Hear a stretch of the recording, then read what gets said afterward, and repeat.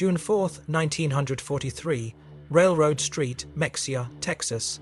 The pencil trembled slightly as Unoffizier Vera Burkhardt wrote in his hidden diary, recording words that would have earned him solitary confinement if discovered by his own officers. The Americans must be lying to us.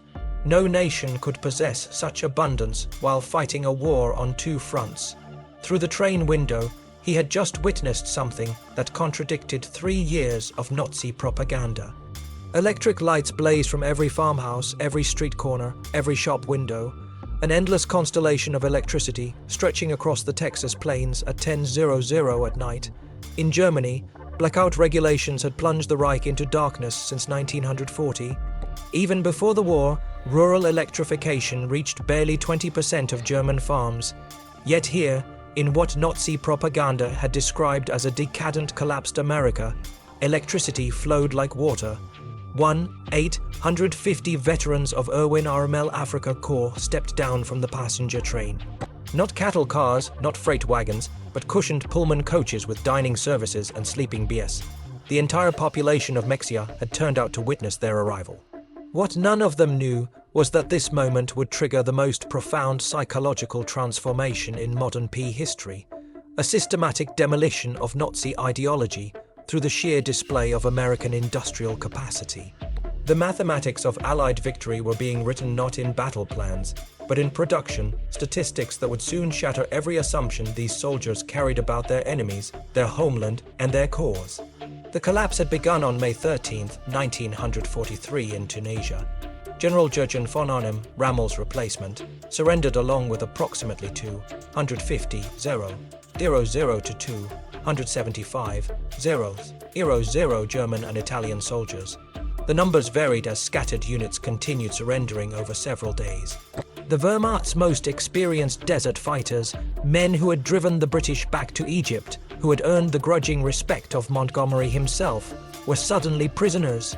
Among them was Hetman Friedrich Radka, holder of the Iron Cross First Class, veteran of the France campaign, wounded twice in North Africa. His diary, discovered decades later in the National Archives, would provide historians with the most detailed account of the psychological impact of American captivity on German soldiers. The journey from defeat to revelation began in the port of Oran, Algeria. As Radke and 30,000 other PS waited in makeshift camps for transport ships, American efficiency was already beginning to crack their preconceptions. The US Army processed thousands of prisoners daily with an organizational precision that exceeded anything the Wehrmacht had achieved even at the height of its power. Identity cards photographed and filed, medical examinations completed, inoculations administered, Geneva Convention rights explained in fluent German by American officers who had been trained specifically for this moment. But the first real shock came with the food. Oberreiter Hans Muir, captured with the 21st Panzer Division, wrote to his mother 8 months later, "In the cage at Oran, while we waited for ships, the Americans fed us better than we had eaten in 6 months of desert warfare. White bread, real coffee, meat twice a day. We thought it was propaganda, that they were trying to impress us. We didn't realize this was their standard military ration. The Liberty ships that would carry them across the Atlantic were themselves monuments to American industrial capacity." The SS Robert E. Peary had been built in 4 days, 15 hours, and 29 minutes at Kaiser Shipyards in Richmond, California, a fact that would have been dismissed as impossible propaganda if the Germans had known it. These vessels, produced at a rate of 3 per day at the peak of production, were returning from delivering supplies to the European theatre. Rather than sail back empty, they carried human cargo up to 30,000 PSW per month by summer 1943. The 2-week Atlantic crossing in July 1943 provided the second phase of psychological demolition. Feld Kurt Zimmermann of the 90th Light Division kept a detailed account that survived in letters to his family after repatriation.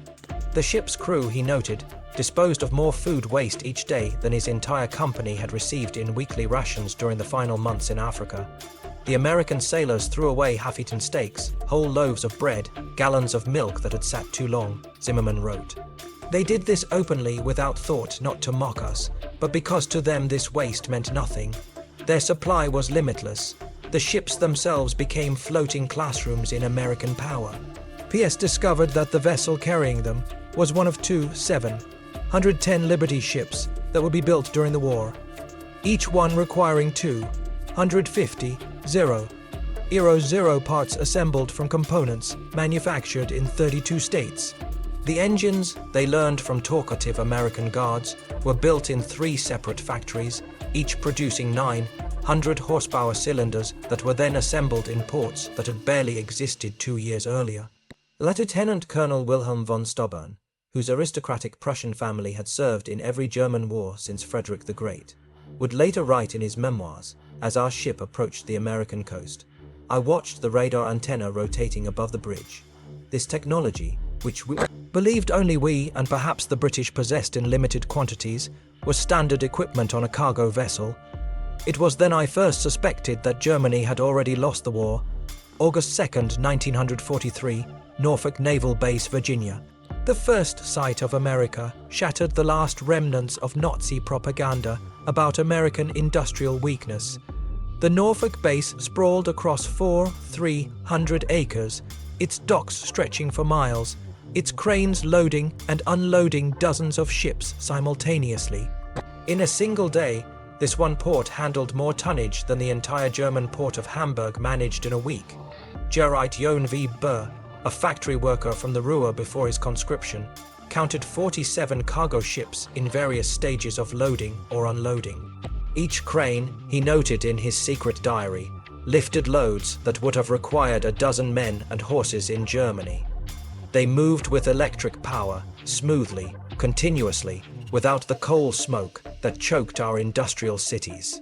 The prisoners were formed into columns for the march to the waiting trains.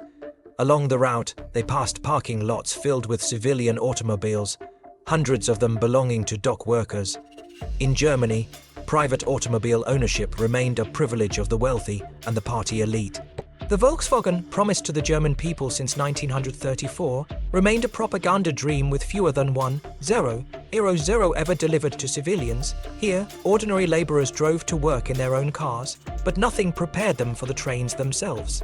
Not box cars, not the 40 and 8 wagons, 40 men or 8 horses that had carried German troops across Europe, but full passenger coaches, Pullman cars with padded seats that converted to sleeping berths, dining cars with white tablecloths and silver cutlery, observation cars with panoramic windows. Hetman Radke wrote, "We boarded like tourists, not prisoners." The American guards seemed almost embarrassed by the comfort. One sergeant apologized that the air conditioning wasn't working properly in our car. Air conditioning. In August, we had believed such luxury existed only in Hitler's personal train. The 3-day train journey from Norfolk to the camps of Texas and Oklahoma would prove more destructive to Nazi ideology than any military defeat. As the trains rolled through Virginia, the prisoners pressed their faces against windows, witnessing an America that couldn't exist according to everything they had been told. Every small town blazed with illumination. Martinsville, Danville, Greensboro, communities that in Germany would have been lucky to have a single electric street lamp, displayed illuminated shop windows, electric signs, houses with lights burning in multiple rooms.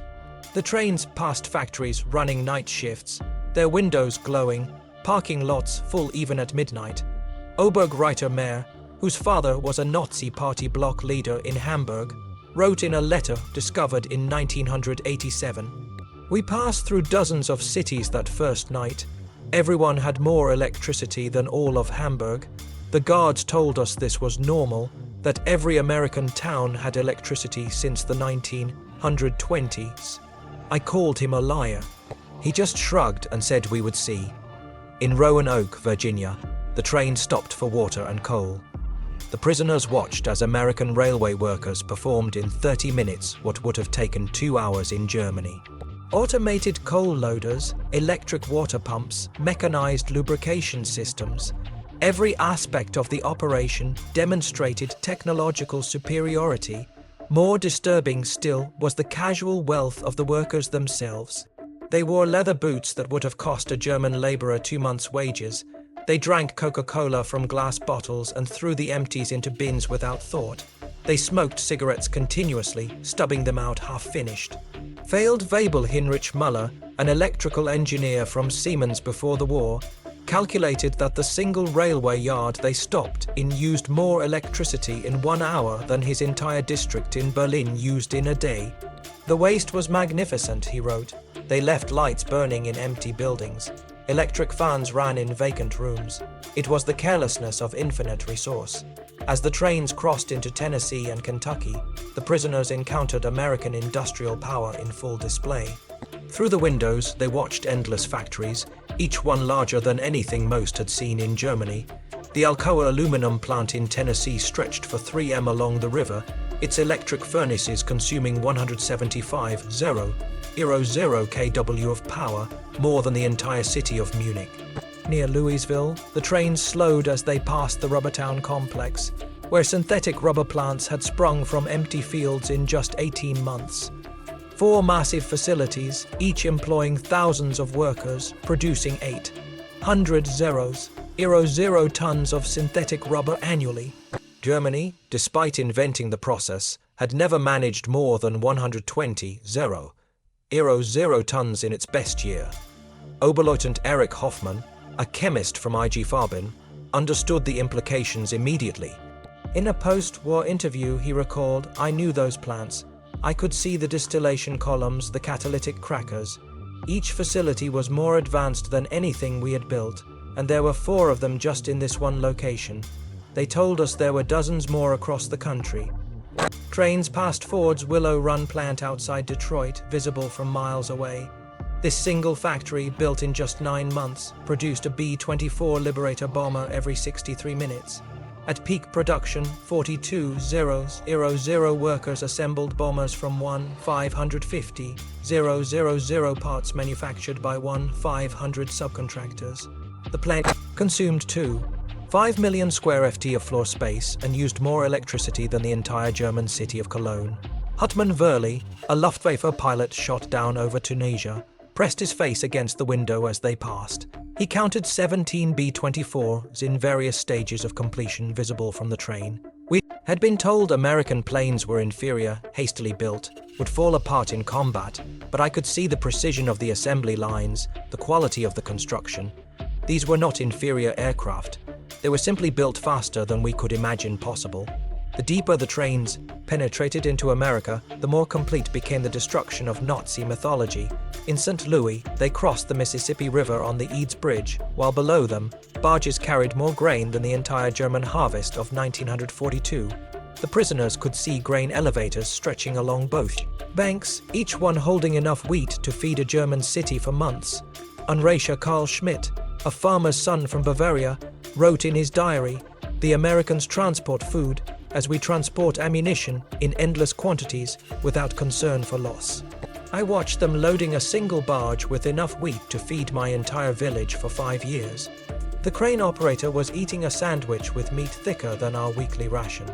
In Kansas City, the train stopped at a massive stockyard where tens of thousands of cattle waited for slaughter. The smell of meatpacking plants filled the air for miles. German PS who had subsisted on 200 g of meat per week in Africa when Lucky watched American workers eating beef sandwiches during their lunch break. "They ate meat like we ate bread," wrote griefer Paul Fischer. "No, that's wrong. They ate meat like we wished we could eat bread. The guard bought us hamburgers from a stand near the station. Meat, cheese, vegetables on white bread for 15. He bought 20 of them without thinking, paid with a single dollar bill. This was not special. This was their normal food." The arrival at the camps themselves provided the next level of cognitive demolition. Camp Hearn, Texas, built in just 4 months, housed between 3,000 and 4,800 prisoners in conditions that exceeded what most had known as civilians. Wooden barracks with electric lights, flush toilets, hot showers, and steam heat. Each building constructed with more lumber than entire German villages possessed. The camp hospital astounded the medical personnel among the prisoners. Oberst Lieutenant Colonel Dr. Friedrich Bauer, chief surgeon of the 164th Light Division, found himself in a facility better equipped than most German civilian hospitals. X-ray machines, surgical equipment, pharmaceutical supplies that had been unavailable in Germany since 1941, all standard provision for enemy prisoners. They had penicillin. Dr. Bauer would later testify, this miracle drug that we had only heard rumors about. They used it freely, even on prisoners with minor infections. German soldiers were dying for want of basic sulfur drugs, and Americans were giving us their most advanced medicine without hesitation. The camp kitchen became another classroom in American prosperity. Prisoners assigned to cooking duties discovered walk-in refrigerators, electric mixers, automated dishwashers, and gas ranges that could prepare meals for 5,000 men.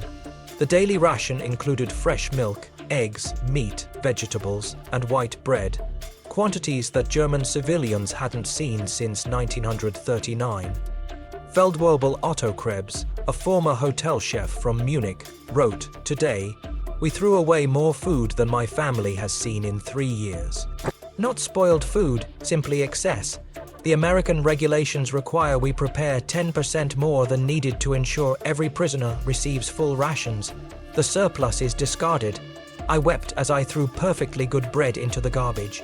By September 1943, the labor shortage in American agriculture led to the employment of PW in fields and factories across the country. This decision, driven by necessity, would prove more destructive to Nazi ideology than any propaganda program could have achieved. Groups of prisoners were trucked daily to work sites, traveling through the American heartland without blindfolds or restricted routes.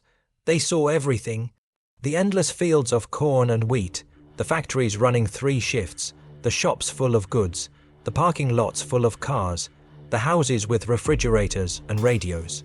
At a cotton gin outside Houston, Unratia, Herbert Lang watched a single machine process more cotton in 1 hour than his entire village could have handled in a month using traditional methods. The gin was powered by electricity from the Colorado River Authority, part of a rural electrification program that had brought power to 90% of Texas farms by 1943. The farmer who owned the gin was nobody special, Lang recorded. Not aristocracy, not a party member, just a farmer. Yet he had electricity, running water, a truck, a car, and a tractor. His workers, including the Negroes, ate lunch from boxes containing more food than German workers received in a week. And this was normal. Every farm we passed was the same. In Nebraska, prisoners worked in sugar beet fields, witnessing agricultural mechanization that defied comprehension.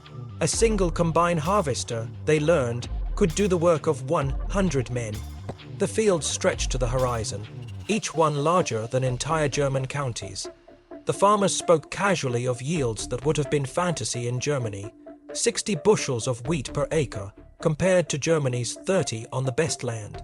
Gefreiter Wilhelm Hoffmann, working on a farm outside Scottslough, wrote, "The farmer's son, a boy of 16, drove a tractor worth more than everything my father had earned in his lifetime. When I mentioned this, the boy laughed and said it wasn't even a particularly good tractor. His father was waiting for a new model from John Deere that would be even better." The most devastating revelations came to those prisoners who worked near or in American factories. While Geneva Convention rules prohibited direct war production work, PSW could work in industries that freed American workers for military production. This technicality allowed thousands of German prisoners to witness American industrial capacity firsthand. At a Campbell soup factory in New Jersey, prisoners watched production lines that processed more tomatoes in a single day than most German factories handled in a month. The facility operated with a skeleton crew of women and elderly men, as most young workers were in the military. Yet production exceeded peacetime levels. Stabsfeld-Webel Ernst Vanner, who had worked in a German food processing plant before the war, documented the experience. Everything was automated. Electric conveyor belts, automatic filling machines, steam cookers that processed hundreds of cans simultaneously. One elderly woman monitored controls that managed what would have required 50 workers in Germany. She did this while listening to a radio and drinking coffee. Near Detroit, prisoners unloading coal at a power plant gained glimpses of the automotive industry's conversion to war production. The River Rouge complex, visible across the water, employed 100 zero workers producing jeeps, aircraft engines, and tanks. The plant consumed 1.5 million cows of electricity daily, more than the entire city of Hamburg. We could see the parking lots, wrote Oberreiter Franz Kellner, thousands of cars belonging to workers in Germany. Even our officers rarely owned cars. Here, factory workers drove to work. The guard told us many workers owned 2 cars, one for work, one for family use. We thought he was mocking us. By winter 1943, the cumulative impact of these observations was producing what American intelligence officers called ideological collapse syndrome among the prisoners. The Special Projects Division, the secret re-education program run by the Prost Marshal General's Office, documented increasing numbers of prisoners requesting access to American newspapers, books, and educational materials. Major Paul Noland, a member of the monitoring team, reported in December 1943, "The prisoners no longer argue when shown production statistics. They have seen too much. The most fanatical Nazis have become quiet. They still maintain loyalty to Germany, but no longer speak of victory.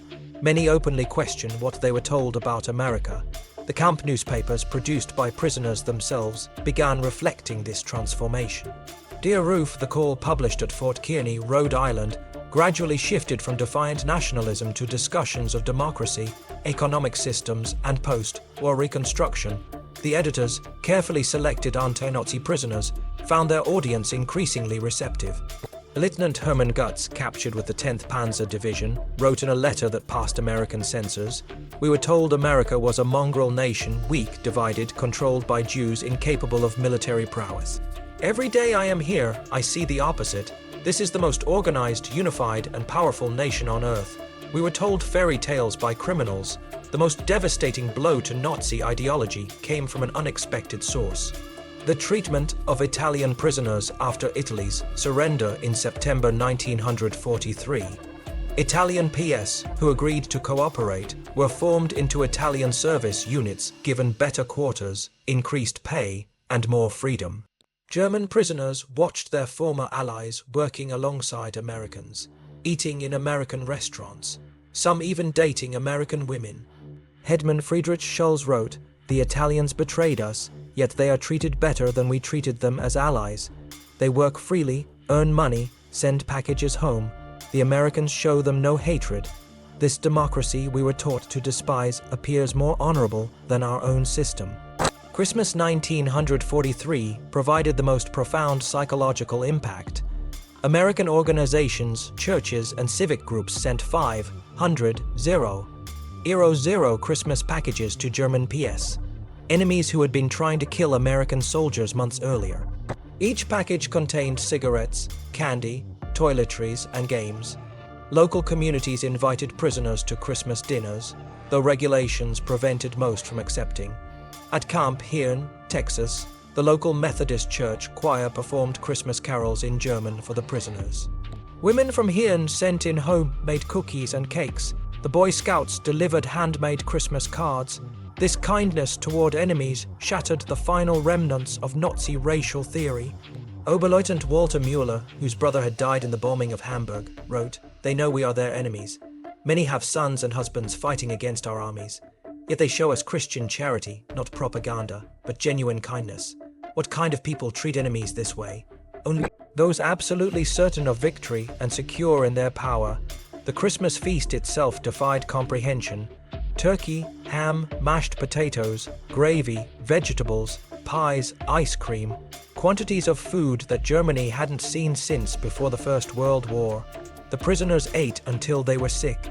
Unable to comprehend such resources being lavished on enemies, "We ate like kings," wrote Feldwebel Hansa. "Better than German generals eat, better than party leaders, and this was not special. The guards told us this was a normal American Christmas dinner that every American family was eating. Same meal. If they can feed prisoners this way, what must their own soldiers eat? By early 1944, over 40,000 German prisoners were enrolled in educational programs. They studied English, American history, mathematics, and sciences. The University of Chicago provided correspondence courses. Stanford University sent professors to lecture on democracy and economics. The thirst for knowledge was insatiable. Prisoners who had been told Americans were cultureless barbarians discovered libraries with millions of books, universities that welcomed all social classes, scientific research that led the world. They read American newspapers freely, comparing multiple viewpoints, something impossible in Nazi Germany. Dr. Wilhelm von Braun, a physicist conscripted from the Kaiser Wilhelm Institute, attended lectures on atomic physics at Camp Shelby. He later wrote, American professors, including Jewish refugees from Germany, taught us without hatred. They spoke of science as universal, belonging to all humanity. They were years ahead of German research, and they shared knowledge with enemies. This generosity of spirit was incomprehensible to minds shaped by Nazi ideology.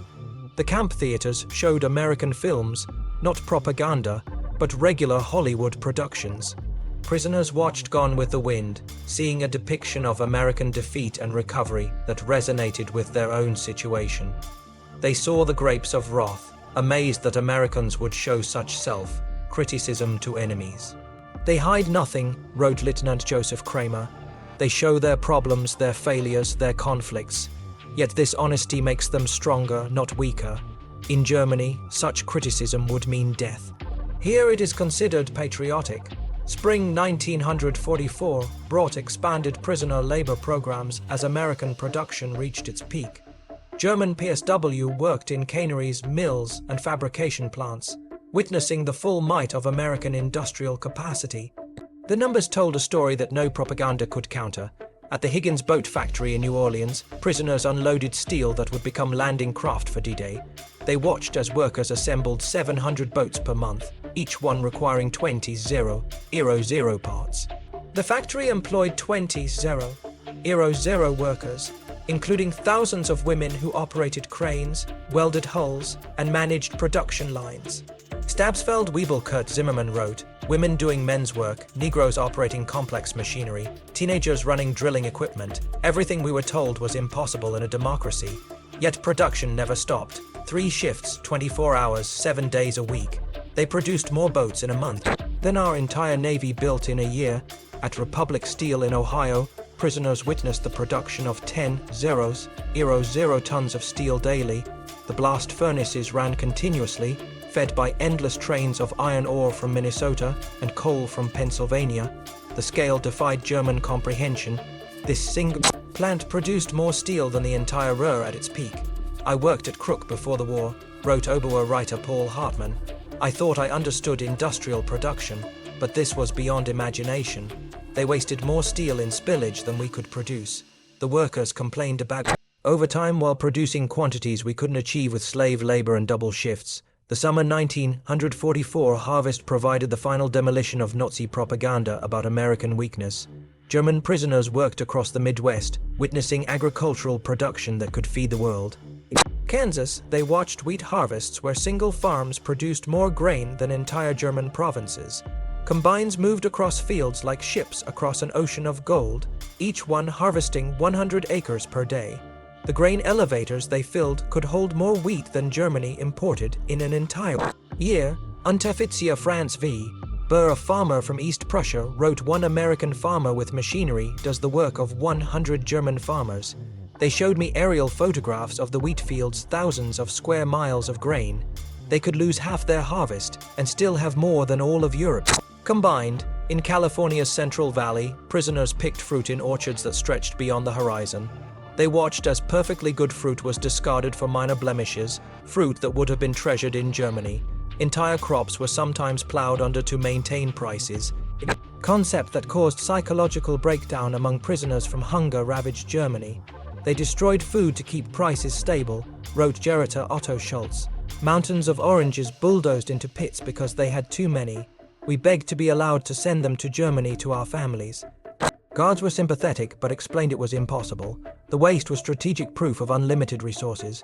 June 6, 1944.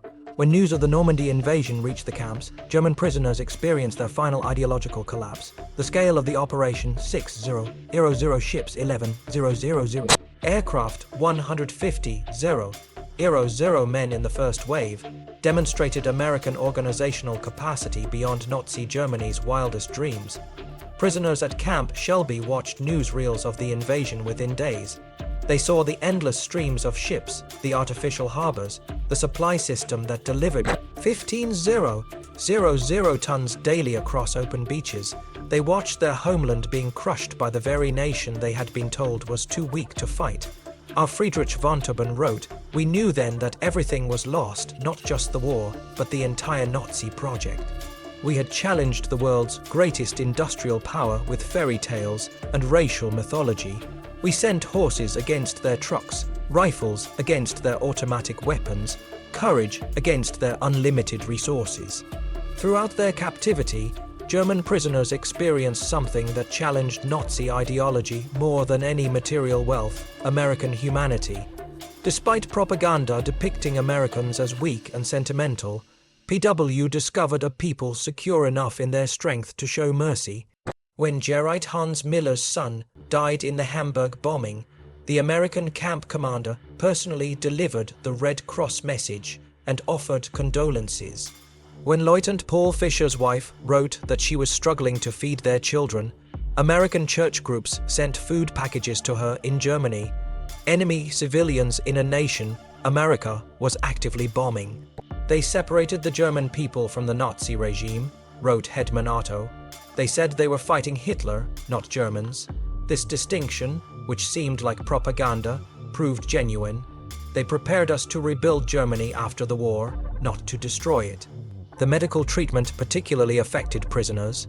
German doctors worked alongside American medical staff, learning new techniques, using advanced equipment. Prisoners received operations that would have been available only to the elite in Germany. Mental health treatment virtually unknown in the Wehrmacht was provided to traumatized soldiers. Dr. Friedrich Bauer wrote, "They treated attempted suicides with counseling, not punishment. Prisoners with mental breakdowns received therapy, not beatings.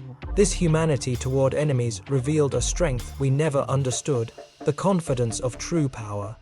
By March 1945, the secret re-education program had produced remarkable results. Over 25,000 prisoners had volunteered for democracy courses. The camp newspapers published articles about constitutional government, free markets, and civil rights.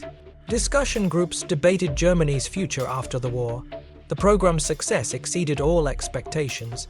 Prisoners who had arrived as fanatical Nazis were writing essays about democratic reconstruction. Officers who had sworn oaths to Hitler were planning how to implement American agricultural methods in post-war Germany. We became missionaries for democracy, admitted Aust Hermann Göring, no relation to the Reich Marshal, in a 1975 interview. Not through coercion or propaganda, but through observation, we saw it work. We saw ordinary people living better than German aristocracy. We wanted that for Germany. The transformation was so complete that American authorities worried about prisoners being too enthusiastic about American ways. Some requested to stay in America after the war. Others married American women they met through prison correspondence programs. Thousands would eventually immigrate to America in the 1950s. April 1945 brought the final revelation. As American forces liberated concentration camps in Germany, the footage was shown to German PS. Many refused to believe it initially, claiming it was propaganda, but the evidence was overwhelming. Testimony from American soldiers, photographs, newsreels, and eventually letters from Germany confirming the horror. The psychological impact was devastating. Men who had maintained some pride in German honor despite military defeat now faced the complete moral collapse of their nation. Everything they had fought for was not just defeated but evil. Hedman Walter Schmidt wrote the most eloquent summary. "We thought we were warriors for a great cause. We discovered we were tools of criminals." We believed we were bringing civilization to inferior peoples. We found that we were the barbarians. The Americans we called weak and decadent showed us what civilization actually meant. As the war ended in May 1945, German PSW faced repatriation with mixed emotions. They had witnessed an America that contradicted everything they had believed. They had eaten better as prisoners than as soldiers. They had been treated with more dignity by enemies than by their own government. The last months of captivity were spent preparing for return to a destroyed Germany. American authorities provided vocational training, agricultural education, and political instruction. Prisoners learned about the Marshall Plan before it was announced, understanding that America would rebuild rather than punish Germany. They prepared us to rebuild our country, wrote Ostfriedrich von Tibin. They gave us skills, knowledge, hope. They transformed defeated soldiers into future citizens. This generosity from victors was incomprehensible to minds shaped by Nazi vindictiveness. Between 1945 and 1946, 683 German PS were repatriated from American camps. They returned to a Germany divided, destroyed, and destitute, but they brought with them something precious: knowledge of how a democratic industrial society functioned. The German PSW, who experienced American prosperity, became unwitting agents of transformation in post-war Germany. They had seen industrial efficiency, agricultural productivity, and democratic prosperity. They knew Reconstruction was possible because they had witnessed a society that had achieved it. Many former PS rose to prominence in West Germany's Reconstruction. Hans Kroll, prisoner at Camp Shelby, became West German ambassador to the United States. Walter Hallstein, who taught classes at Camp Co., became president of the European Commission. Rudiger Vonmer, held at Camp Hien, served as German permanent representative to the United Nations. Edward Ackerman, prisoner at Fort Robinson, became a leader in German agricultural reform. They brought American methods to German industry, American efficiency to German agriculture, and American democratic ideals to German politics.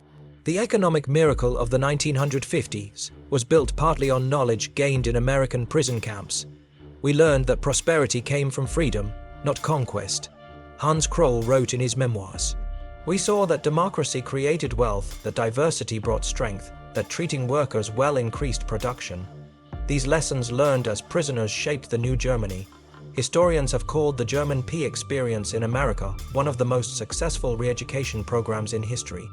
Without coercion, without propaganda in the traditional sense, American industrial might and democracy converted hardened Nazis into future democratic citizens."